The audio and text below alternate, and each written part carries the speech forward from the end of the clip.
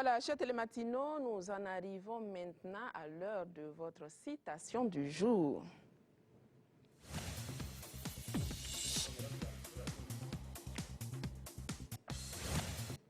Voilà, juste pour vous booster, nous sommes en début de semaine, c'est un lundi, ce n'est jamais évident. Et donc pour vous booster, nous avons décidé de retenir cette citation pour vous qui dit que le succès n'est pas final, l'échec n'est pas fatal, c'est le courage de continuer qui compte. Voilà. Le succès n'est pas final, l'échec n'est pas fatal, c'est le courage de continuer qui compte. Je pense que à mes côtés, Mamadou Ouena ne dira pas le contraire. Vous l'avez compris, nous sommes en compagnie donc du service des sports de la RTV précisément, avec Mamadou Ouena qui va nous donner tout le croustillant de l'actualité sportive. Mamadou, bonjour. Bonjour Cynthia. Comment ça va? Ça va bien et toi? Ça va. Réveillé? Super. Ok. Et ce week-end? Ouais, le week-end a été très sportif. On va parler d'abord du tournoi de l'intégration ou tournoi de l'EMOA. C'est la 7e édition. Ça a commencé samedi dernier à Lomé. Et le Burkina qui participe à cette compétition avec les étalons locaux et est entré en lice hier dans la compétition. Malheureusement, les Burkinabés sont tombés 1-2 devant les Lions de la Teranga et nous allons revivre quelques instants marquants de ce match avec l'extrait qui suit.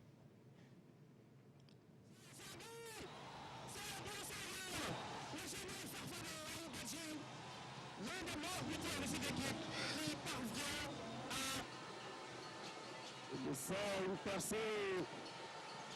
La percée, l'organisation qui fait le paraton, organisation.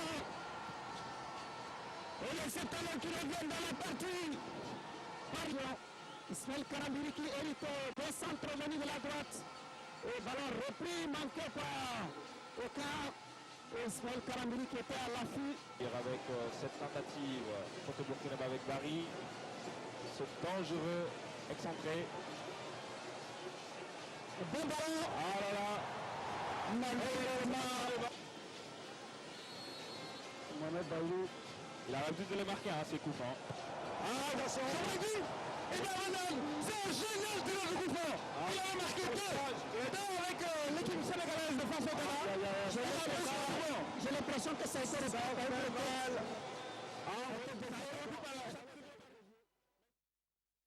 Burkina qui tombe d'entrée, il faut rappeler que le Burkina est le détenteur du trophée et la dernière édition a eu lieu en 2013 en Côte d'Ivoire et le Burkina avait remporté ce tournoi pour la première fois.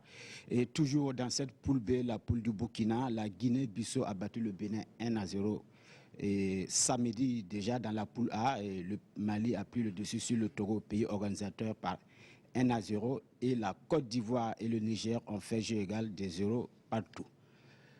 Championnat national de football de 2-1 à présent et le marathon footballistique a démarré vendredi dernier et le RCK champion en titre a annoncé les couleurs et ses ambitions par une victoire sur COSAF samedi au stade municipal Issoufou Joseph Konombo et nous allons suivre les images.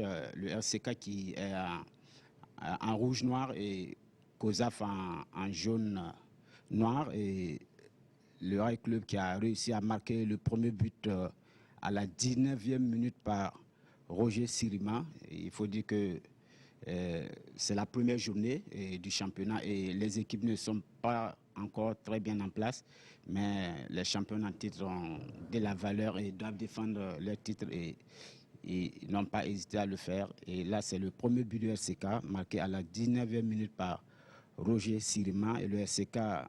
Les poulains de Kamumalo qui ont continué leur domination et qui ont réussi le break en seconde période par Michael Ibé. Et à l'issue du match, les différents coachs se sont exprimés et nous allons suivre leur intervention.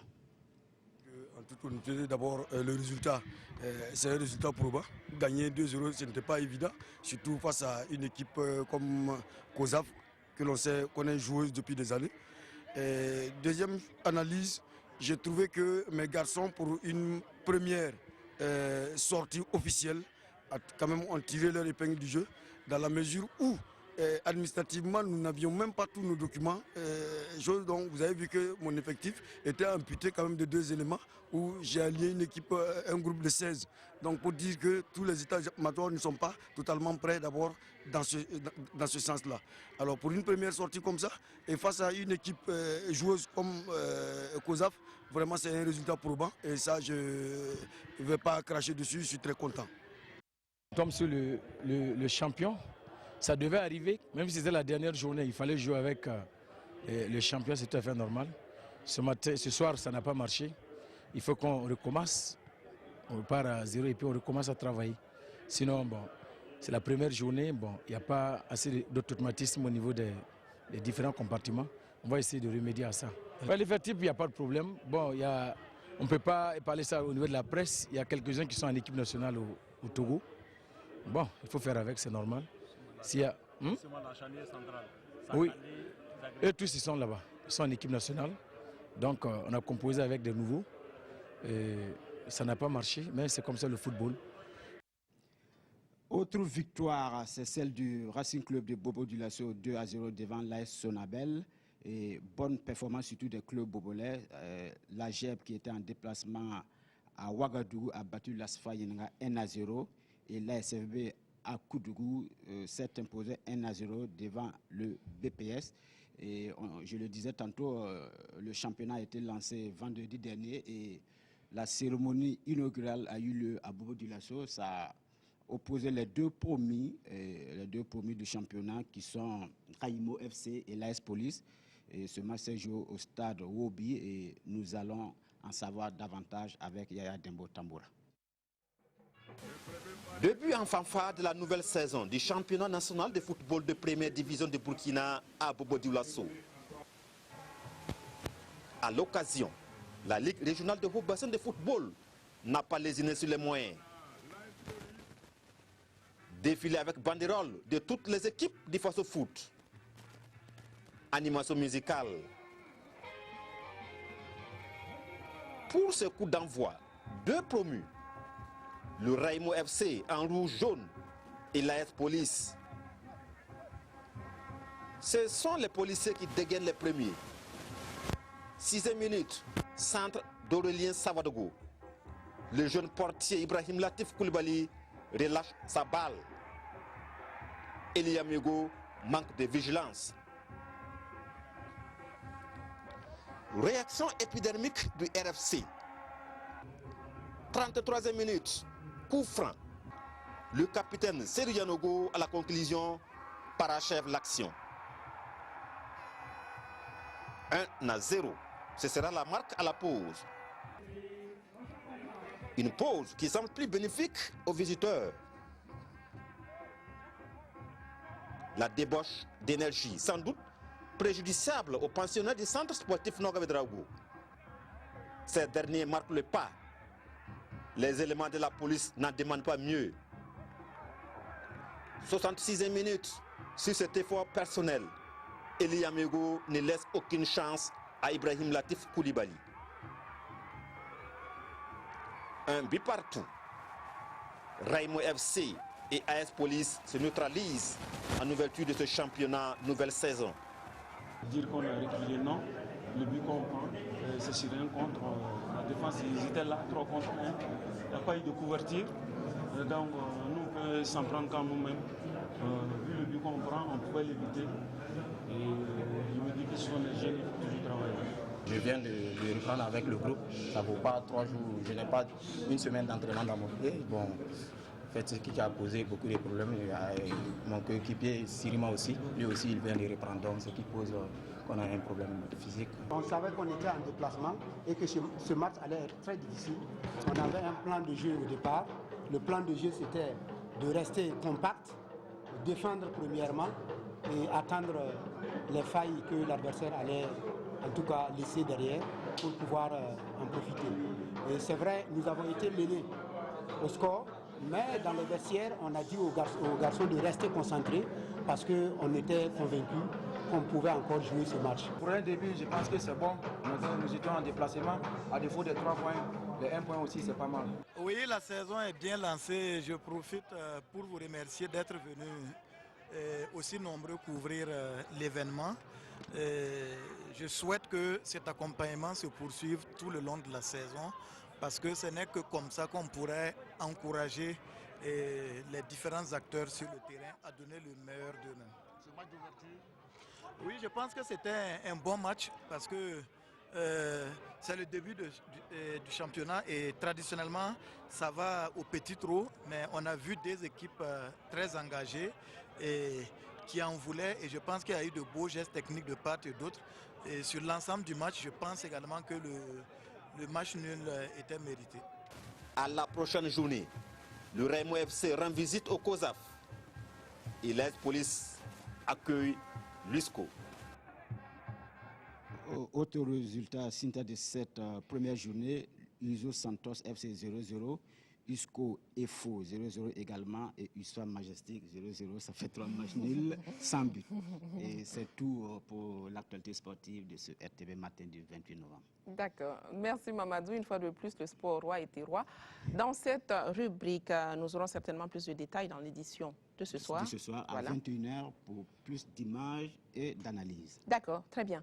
Alors, nous te retrouvons vendredi prochain, si Dieu le veut, pour d'autres informations sportives. Oui, c'est ça, Tinta. Merci à toi, Mamadou, et excellente suite de journée. Chers télématinaux, nous poursuivons cette émission matinale et c'est le moment pour moi de recevoir à présent, pardon, je prends le micro, à présent mes deux invités. Nous en arrivons à la rubrique urbanisme. Ils sont déjà installés. Bonjour, messieurs. Bonjour, madame.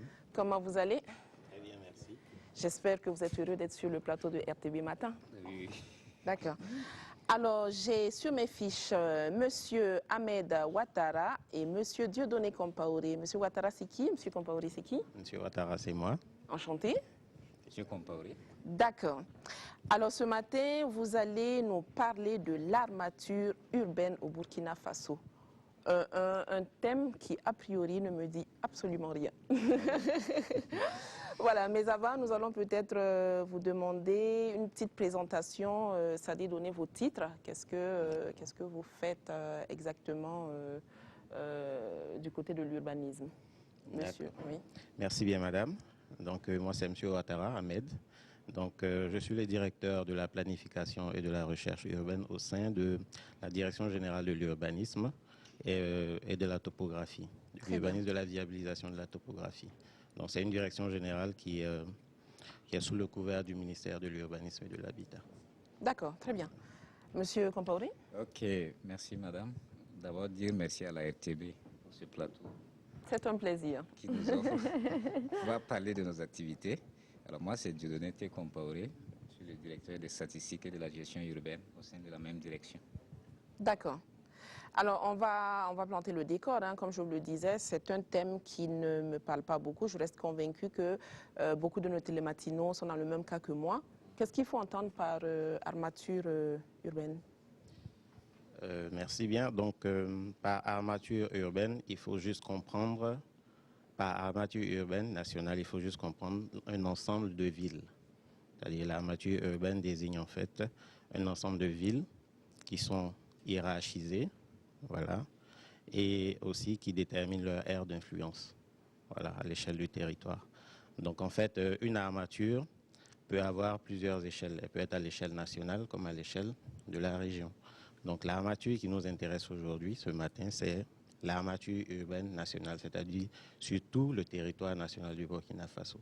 D'accord. Voilà. Alors, Monsieur Ouattara, on n'aurait pas pu faire plus simple en définition, parce que quand vous parlez de hiérarchisation, on va sur quelle base? Vous avez parlé d'influence. Je ne sais pas, je veux dire, je n'arrive pas à relier ça à quelque chose. C'est une hiérarchisation des villes, c'est ça? Oui. Et quels sont les critères d'hiérarchisation? Est-ce que c'est la superficie? Est-ce que c'est la population? Il y a différents critères pour hiérarchiser justement les villes dont nous parlons. Le critère peut être relatif au niveau d'infrastructure, comme il peut être relatif au niveau en termes de population. Il y a un ensemble de critères. Donc c'est pour cette raison justement que l'atelier qui va se tenir demain, c'est pour justement arrêter cet ensemble de critères-là qui vont définir ensemble les types de villes que nous avons au Burkina Faso. D'accord. Et il y a un terme que vous avez utilisé dans lequel il y avait influence. Oui, les zones d'influence, en fait, quand vous prenez une ville, la ville a un certain nombre d'autres villes satellites, on peut le dire, sur lesquelles elle a une forme d'influence. Si je prends par exemple le cas de Ouagadougou, on peut dire que Ouagadougou a une forme d'influence sur la ville de Zignaré et quelques petites localités aux alentours. Donc c'est ce que nous appelons en fait zone d'influence de la ville en question. D'accord, très bien. Alors, c'est peut-être M. Compaoré qui va répondre à cette question. On entend souvent parler d'indicateurs urbains. Oui. Ça se réfère à quoi? C'est quoi un indicateur urbain? Ok, merci madame. Effectivement, dans le cadre de nos activités, il y a un atelier aussi qui concerne la validation des indicateurs qui vont servir plus tard à la mise en place de l'Observatoire urbain national. Alors, il faut savoir que en matière de définition des indicateurs, il y a beaucoup de définitions. Mais de façon simple, comme vous avez demandé. Oui. Alors, je dirais que c'est tout simplement des outils, des instruments d'évaluation de l'état des lieux de nos villes. Voilà, de façon ramassée, comment ce qu'on peut entendre par indicateur. Alors, ça peut être des indicateurs quantitatifs ou bien qualitatifs. Ça veut dire qu'on peut apprécier l'état des lieux de ville, soit par des chiffres ou bien par, comment dirais-je, apprécier de façon de type oui, non, c'est bon, c'est moyen, ou bien on utilise des ratios, des pourcentages, etc. etc. Voilà. Mais concrètement, ça sert à quoi un indicateur urbain? Alors, vous savez que pour gérer une ville, il y a le besoin en information. Les indicateurs ne sont autres que la traduction des grands défis. C'est une traduction quantifiée des défis que connaissent nos villes. Alors, donc, c'est très important pour nos décideurs parce que pour la prise de décision, il faut avoir l'information juste, l'information fiable et en temps réel. OK, voilà. Donc, voilà en quoi ça sert. Ça sert à orienter les décideurs dans la prise de décision. Donc, c'est un peu, enfin, vous l'avez dit, comme son nom l'indique, un indicateur pour améliorer, c'est un peu ça, pour voir les failles et éventuellement améliorer. Voilà, justement, nos villes connaissent des défis, connaissent des failles. Il faut pouvoir traduire ces défis-là sous forme d'indicateurs afin de pouvoir prendre les décisions qui s'imposent pour améliorer les conditions de vie des populations. D'accord. Alors, M. Ouattara, vous avez parlé tout à l'heure d'atelier qui doit se tenir demain. Peut-être que vous nous en dites un peu plus. C'est sur combien de jours? Ça se tiendra où? Quel est le thème et quel est l'objectif visé? Ça fait beaucoup de questions. Hein? Oui, beaucoup de questions, effectivement. Donc, l'atelier se tiendra demain au niveau du Conseil burkinabé des chargeurs. D'accord. Donc, à partir de 8h30. Donc, pour ce faire, il y a un certain nombre de villes qui ont été invitées, et y compris aussi l'ensemble des autres structures. Quand vous parlez de villes invitées, on est toujours au plan national? Bien sûr. D'accord. Oui. Et aussi l'ensemble des autres départements ministériels qui sont invités, dont les représentants sont invités à venir participer activement justement à cet atelier, pour qu'on puisse ensemble définir justement les critères permettant d'arrêter l'armature urbaine au Burkina Faso. Donc, je me permets de vous couper. Est-ce que cela veut dire que jusqu'ici, vous n'aviez pas de critères, ou c'est simplement parce que vous êtes rendu compte que les critères que vous aviez sont dépassés et qu'il faut d'une certaine façon les recycler? Bon, pour dire simple, il faut dire que nous n'avions pas, on n'avait franchement pas défini en tant que telle la ville au Burkina Faso. Donc nous, au sein du département, au sein du ministère de l'Urbanisme et de l'Habitat, nous avons besoin d'un référentiel pour pouvoir orienter notre politique. Donc c'est pour ce faire que nous avons demandé justement de définir une armature urbaine nationale qui pourra nous permettre en fait d'orienter, de mieux orienter notre politique et notre intervention sur l'ensemble des villes au Burkina. Si je prends par exemple le cas, le schéma directeur d'urbanisme que nous avons eu à élaborer avec l'appui, excusez-moi, je ne fais pas de publicité, avec l'appui de la Banque mondiale. Donc si nous sommes partis sur la base justement des capitales régionales. Donc ce sont ces villes-là qui ont été identifiées comme premières à pouvoir recevoir justement ces outils de planification urbaine. Donc, je n'ai rien contre certaines villes capitales régionales, mais nous nous sommes rendus compte qu'il y avait certaines villes qui ne sont pas capitales, mais qui avaient beaucoup plus d'atouts et de potentialités que certaines villes, capitales régionales, sur lesquelles, par exemple, nous aurons pu intervenir avant certaines capitales régionales. Alors moi, j'aimerais bien que vous précisiez l'exemple. Est-ce que vous donnez le nom de ces... C'est pas secret. Bon, c'est pas secret. Bon, je n'ai rien contre les habitants de cette ville, mais je prends par exemple le cas. Le cas qui nous a le plus tiqué, c'est le cas de Manga. D'accord. Voilà. Nous nous sommes rendus compte que Manga, vraiment, il y avait vraiment beaucoup à faire. Il y a certaines villes de la même région qui avaient beaucoup plus, qui étaient déjà beaucoup plus en avance par rapport à Manga, qui auraient pu bénéficier justement de cet outil de planification-là, qui allait pouvoir justement, et cette ville allait pouvoir justement sous-tendre au développement de la région en question. Donc c'est un peu ça, c'est pour mieux orienter justement la politique du ministère. D'accord, très bien. Et l'atelier va durer, va s'étendre sur combien de jours? Un jour, une journée. Juste une journée. Et ce sera suffisant pour... vous pensez que ce sera suffisant pour atteindre ces objectifs-là? Bon, pour ce qui me concerne, parce qu'il y a 2 ateliers en réalité, le 29 et le 30. Le 30, c'est sur les indicateurs. Ça veut dire que nous aussi, à notre niveau, nous avons besoin d'une liste d'indicateurs qui puisse servir pour tous les acteurs du développement urbain au Burkina Faso.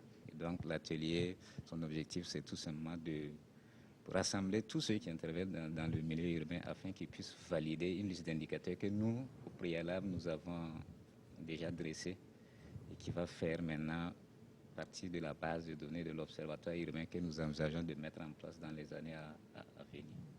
Et je crois qu'un jour, c'est suffisant, comme vous le demandez, parce que les documents ont déjà été envoyés aux participants et je me dis qu'à l'atelier, il sera question maintenant de faire sortir la liste définitive de tous les indicateurs qui sont nécessaires pour suivre le développement de nos villes au Burkina Faso.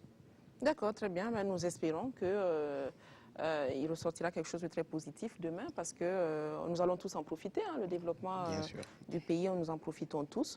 Alors, avant de nous séparer, peut-être avez-vous un mot de conclusion? Monsieur Ouattara, je commence par vous. Bon, avant tout, je tiens déjà à remercier la RTB pour l'occasion qu'elle nous offre de nous exprimer ce matin sur ces différentes activités que nous menons et qui nous permet aussi de mieux nous faire voir. Donc, je profite du plateau justement pour demander aux différents acteurs qui sont invités de bien vouloir venir participer activement à cet atelier pour que nous puissions ensemble arrêter quelque chose qui sera vraiment bénéfique au développement socio-économique du Burkina Faso. D'accord, très bien. Monsieur Compaoré? Ok, tout comme mon collègue, je dirais que c'est encore une fois de plus remercier la RTB pour cette vitrine et demander la participation active de tous ceux qui ont été invités à cet atelier-là. Parce que de l'avenir, de leur présence, leur participation dépendra de l'avenir de nos villes. D'accord. Alors, nous vous attendons très prochainement sur le plateau de RTB Matin pour nous livrer les résultats. Avec plaisir. D'accord. Voilà. En tout cas, merci de votre passage à RTB Matin. Je précise que vous êtes à ma gauche, donc il s'agit de Monsieur Ahmed Ouattara. Il est le directeur de la planification de la recherche urbaine. Et à ma droite, Monsieur Dieudonné Compaoré, directeur de la statistique et de la gestion urbaine. C'est bien cela, hein? Des statistiques et de la gestion urbaine. Ah, des statistiques et de la gestion urbaine. Voilà. Alors, merci beaucoup à vous de votre passage sur le plateau de RTB Matin. Et puis, au plaisir de vous revoir très bientôt. Mais avant de vous laisser partir, moi, j'ai juste envie de vous poser une question. Est-ce que vous pensez que dans un couple, l'homme peut ou doit faire des tâches ménagères? Monsieur Compaoré. Ce n'est pas une question piège, je vous rassure. D'accord. Bon, ça dépend dans lequel on se place. Hein? Parce que dans la société, moi, là où je suis ici, c'est vraiment gauche de voir un homme s'occuper des tâches ménagères. Généralement, c'est les femmes qui s'occupent des tâches. Mais c'est ça, il dit, ça dépend. Parce que moi, c'est mon milieu social. Peut-être que dans d'autres milieux, c'est admis. Mais dans mon milieu social, ce n'est pas admis. Donc, je ne peux pas le faire. D'accord. Monsieur Ouattara? Oui, pour moi, je pense que l'homme peut, de temps à autre, participer aux tâches ménagères. Ça ne dérange pas. Ça ne le dévalorise pas. Ça ne dévalorise pas. Très bien. On a tous été, excusez-moi de le dire, on a tous été étudiants. Oui. Étant étudiants, on a eu à le faire, donc ça ne dérange pas de le faire une fois en passant pour faire plaisir à madame. Voilà. D'accord. En tout cas, c'est notre thème d'opinion du jour. Ebe est encore sorti. Il a parcouru les artères de Ouaga pour recueillir les avis de quelques Ouagalais sur la question dans un couple, est-ce que l'homme doit faire les tâches ménagères? Je vous invite à suivre le VTR et puis si vous le voulez, on commente juste après.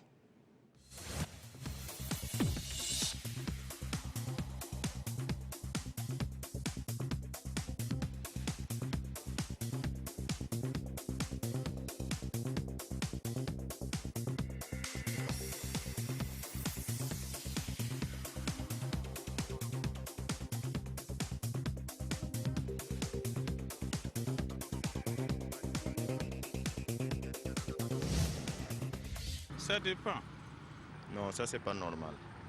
Je peux dire que c'est normal comme je peux dire que c'est pas normal. Aujourd'hui, nous sommes dans un monde où tout est une question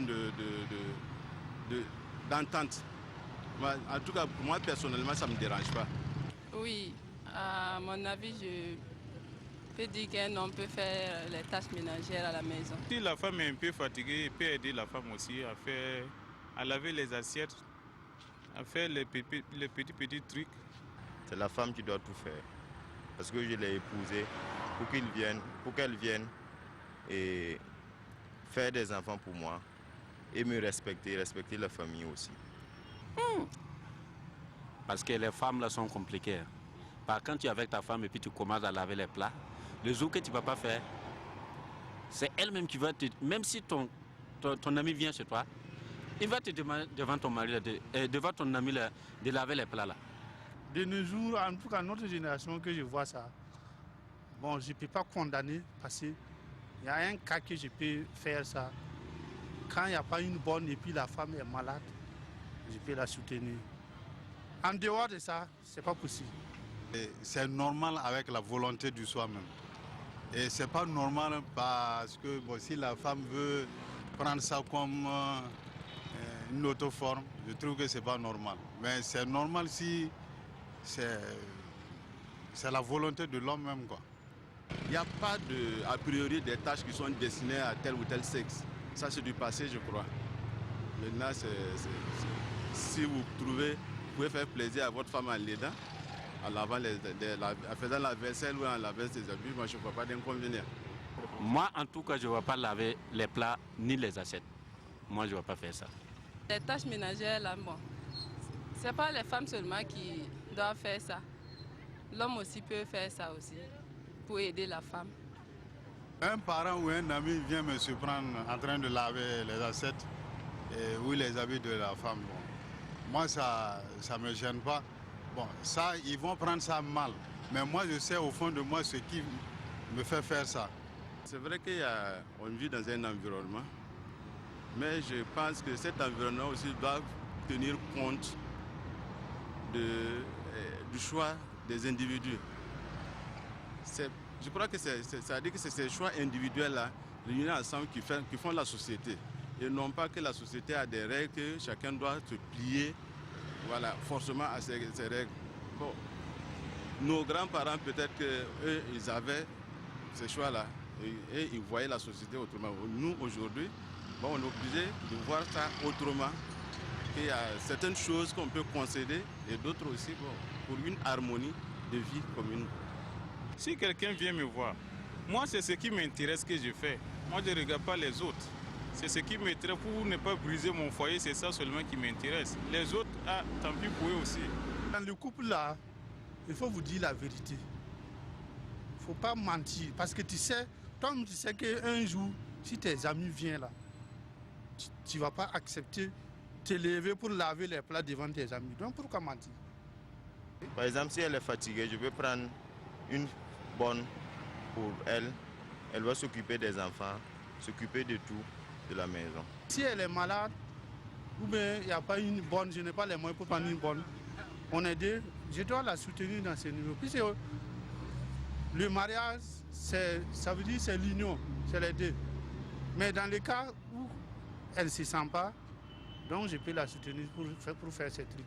Mais dès qu'elle retrouve la santé, c'est coupé.